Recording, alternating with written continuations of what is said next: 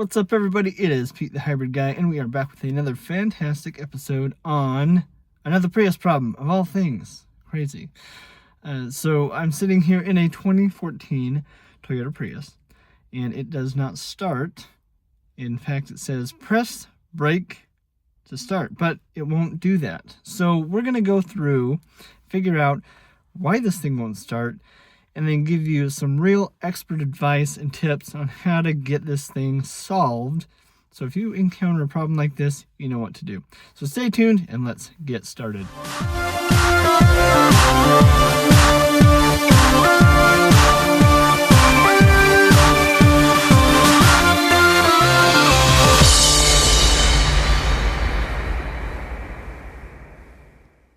So thank you, welcome back to the channel, and we are sitting here in this 2014 Toyota Prius. It's filthy in here, but I want to walk through what the problem is with this vehicle and give you some feedback on what I've done. Now, I've pulled a bunch of stuff apart, so I can't show you what it was, but I can tell you what the errors were when I pulled this up originally.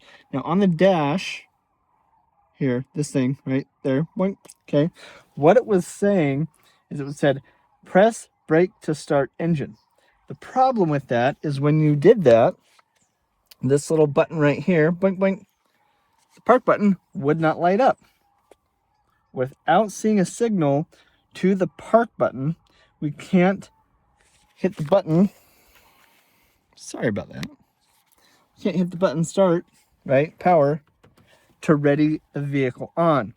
So we have a parking malfunction, right? A parking mechanism malfunction. That's what the ad for this vehicle said on Marketplace. It said parking P-lock malfunction, needs a parking sensor, which is not true at all because those rarely, if ever, break. But it does need something else. So I want to walk you through what it is that I have found on this car so far, the testing that I've done to get to this conclusion, and what we're going to do to hopefully get it repaired.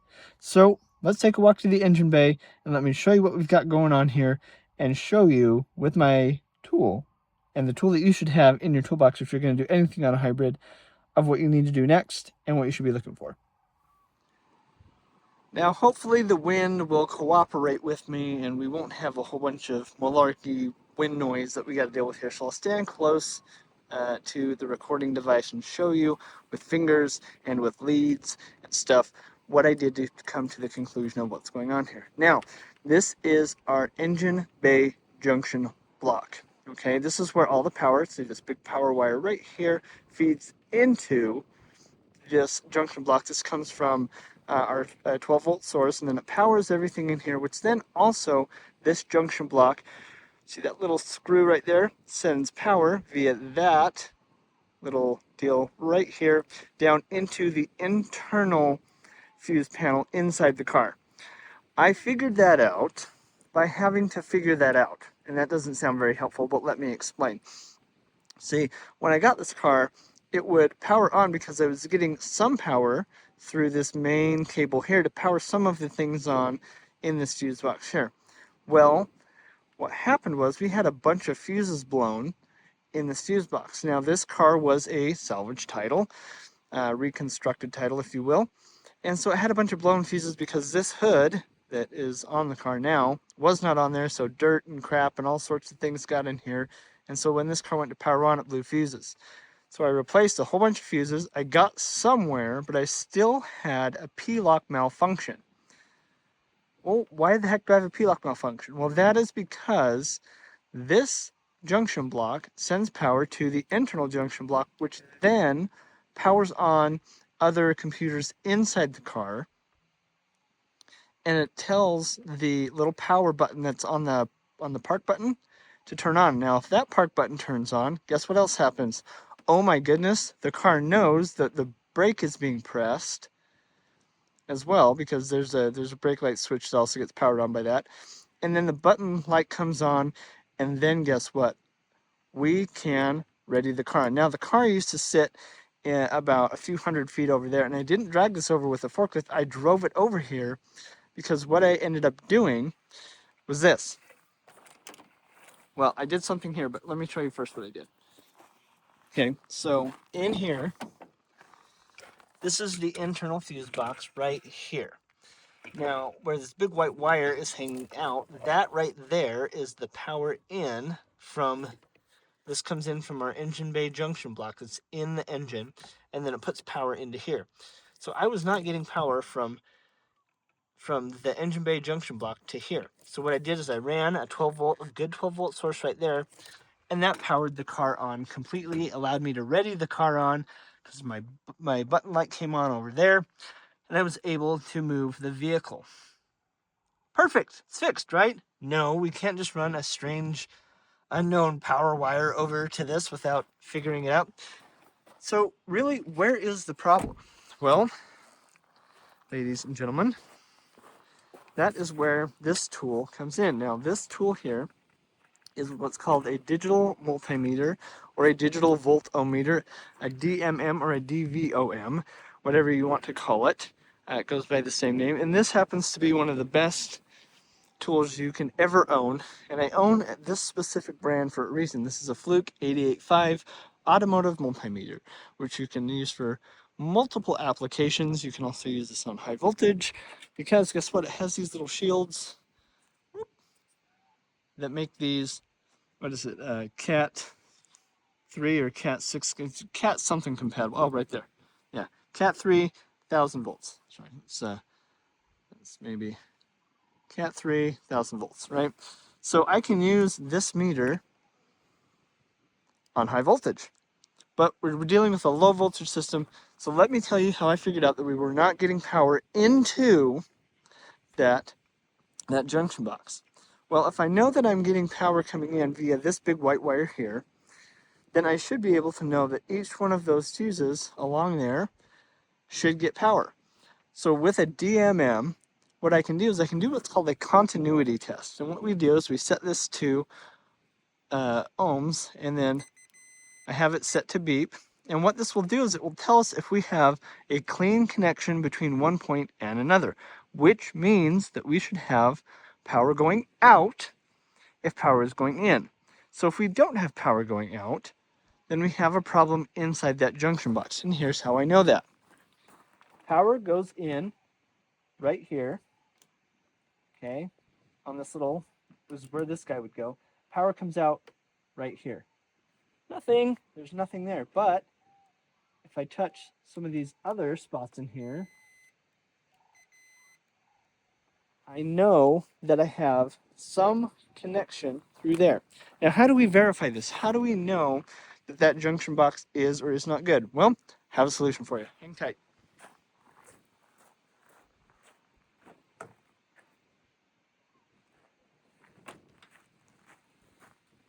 Boink. Right here. So what we have is we have another complete junction box like we would find in this car. And this one is all complete. This one also will help us verify, that we have a problem in this junction box. And here's how I know that. Remember those same two spots I was telling you about? Well, those happen to be right here, okay? And this wire that is exposed here is right here. So I'm going to take and put my meter there. And then guess what? Here's why this is important. We've now narrowed down where the problem is within this car. We know that we're not getting power into the internal fuse box because the junction box has an internal short somewhere inside there, and it's not sending power into that internal junction box. So the question becomes, what do we do about it? If we know that we have a good box, but nobody's going to want to go through and solder and crimp and put all those together, how do we figure this thing out? What do we do? This seems like a gigantic mess. Why would I buy this car and have to deal with all this? Well, here's the deal. These come apart to an extent, and so what we really need to do is just figure out how this one comes apart so we can take that one apart and find out where the bad connections are and either clean them up so they work or fix them with parts that we bought with this salvage yard junction box right here. And that's what I'm going to be doing today. Now, I don't know exactly how I'm going to be pulling this thing out of there. I might have to disassemble a whole bunch of stuff on the front end of this, but it's going to be worth it if we get this car up and going, because it's worth probably about $7,000. I've only paid $3,000 for the car and about 50 bucks for this junction box. So if we get it up, get it cleaned up, we can make a hefty profit on it. Or if you follow me, you know that we could probably also give this car away to somebody in need. So if you haven't done already, head over to Facebook, go find my Hybrids of Hope page. Please give me a follow on there, because we are doing this work to make money so we can actually help people get into cars that need cars. I don't really want to put somebody into a car that's not 100% working. So we're going to go through this car stem to stern to make sure that it is perfect for whoever ends up owning it. So what we're going to do now is I'm going to shut you off until I have a little bit more data, and that way I can show you exactly where the problem is inside that junction box, and we'll use this junction box to fix that problem. Sound good? All right, I'll see you in just a bit. I want to update everybody on the current situation. So getting this fuse box out, or at least at a point where I can roll it and like pull it apart and stuff, is very challenging. So inverter's coming out. To get the inverter out, I got to take all this out. So it is one thing after another. Just to get access, pulling the headlight out, which means you got to drop the bumper. So this is a wild project, first of all, just to try and figure out what's going on in there. But I know in there will be the answer to my problem if I can just get to it. So anyway, wanted to give you an update on that, and I'm going to dive back in here and well, hopefully uncover some stuff. Now, if you end up having to do something like this, make sure that when you are taking your ECUs out, you're covering them with stuff so you don't get dirt in there. Cover the important things. Anyway, back at it. Hopefully I have an update here soon, and we'll go from there. Okay, so I got to show you where I'm at. I've got the bottom part of this fuse box off. It's right here. And so I can actually see the underside like I was showing you on our other one. And what I'm measuring is there is that 125 amp fuse that runs from here to here. Now, what I can do, and this is a tricky shot, you're gonna have to kind of trust me. You can see where that little pink box is, like right back there. And you see that screw, oops, sorry. See that screw? I can get a reading from that screw to this top post here, which is that side of the circuit. So I know that I've got a connection from there to there, but the other screw that's on the other side of that, I can't get a reading across that fuse. Now let me show you where that is specifically so you have a better understanding of what I'm looking at. What I'm looking at is, and it's hard to even really see it in here, but that fuse right here, see there's that 10 mil screw there and that 10 mil screw there. So that's the fuse that I'm not getting continuity across for whatever reason. So that's what I have to try to figure out, how to replace this fuse box with that one, or figure out how to get that fuse out of there and whatever. But anyway, that right there, that's our problem. So that's what I'm working on. That's where this is going to come in handy, is figuring out what to do with this mess and how to make this work in there or something. But anyway, I have verified that's our problem using this meter and using a continuity test. So I'm going to figure out what I got to do to tear that apart, and then I'll be back on with you in a bit. All right, update. So we're going to go in right there. See that 125 amp fuse right there and that little spot on it that's just broken? Let's see if I can zoom in. Oh, there's our problem. Just like I thought it was. That is exactly where our problem is at.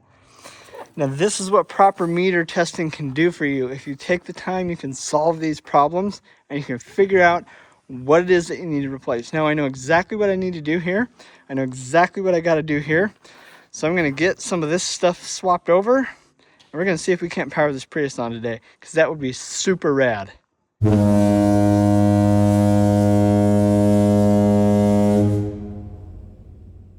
update. So these fuse boxes can come apart. This obviously here is what I'm dealing with. Thank you, wind, for making wind noise right now. And I am able to separate it. There's tabs that fit in here, and where those are, let me show you on this box so you know. But those tabs are like here and down in here. They're kind of hard to see if you haven't kind of known where they are, but I figured this out by starting to disassemble this the best way that I could. So I'm gonna have to disassemble this box as well. But right there, we have a good shot of this now. You can see that 125 amp fuse totally frickin' smoked right there. And that's the reason we are not getting power to this spot right here, is because of that guy right there. So we're gonna be swapping those out, shoving this all back in, and realistically, we should be able to fire this Prius up today, which, oh my gosh, I am so excited to do. I don't think you understand the level of excitement that I have right now. This car came to me not working, with a mess of a problem, and we're going to be getting this back up and working here probably within the next little bit, so I'm super pumped about it. Anyway, I'm going to shut up and get this put back together. All right, so swapped fuses. This is the original box. Just to confirm, we now have continuity. We're good to go. Let's put all this nonsense back together, which realistically shouldn't take nearly as long as pulling it all apart. We're gonna fire this thing up today. We're gonna drive this Prius because we owned this job. So let's go. All right, we have a horrible beeping noise, but let's see if this thing powers on. Oh, that is a good sign already. Our dash is actually lit up this time. Really excited about that. Look at that. We've got it ready. Oh, rock and roll, baby. Yeah. So this was not coming on originally. We had all sorts of crap going on up there. Man, this makes me happy. This makes me super happy. Wow. I'm going to put a few things back together and take this for a drive. But heck yeah, man, rock and roll. This is a win today. So I'll wrap this up here in just a bit. What ended up happening today is I found the fuse, I got everything put back together, got the car started and turned on and took it for a drive. I put about 10-15 miles on it. So far we have no problems with the car. We were missing before air conditioning, lower motor. We were missing the windows. Although one window doesn't work from the master switch, so I'll have to figure that out. But everything else seems to function. My sensors, my TPMS sensors are not functioning at all. I get that. Just due to the age of the vehicle, I didn't expect them to work. But overall, it runs, it drives. Hybrid battery is in great shape. It's got a brand new 12-volt battery in it. So realistically, now it's time to get this thing cleaned up and get it up for sale. I want to thank you all for tuning in today. I sure appreciate it. If you haven't checked it out, please head over to Facebook and go to Toyota Prius Expert Help. That's a group that I'm starting to dispel rumors, to dispel myths, and get rid of some of the stuff that we see online that people just don't really know about, but they run, they talk. So I started that group primarily so I could actually give expert help to people, because I want people to be able to enjoy their hybrids like they should. So, and also if you could head over to my other page, which is Hybrids of Hope. That's the charity that I'm working on. Please jump on there and subscribe. I have more good things coming for that as well. Thank you again so much for tuning in. If you have questions or want to see something, diagnostic wise, please let me know in the comments and I'm happy to help you out. Until next time, we'll see you in the next episode.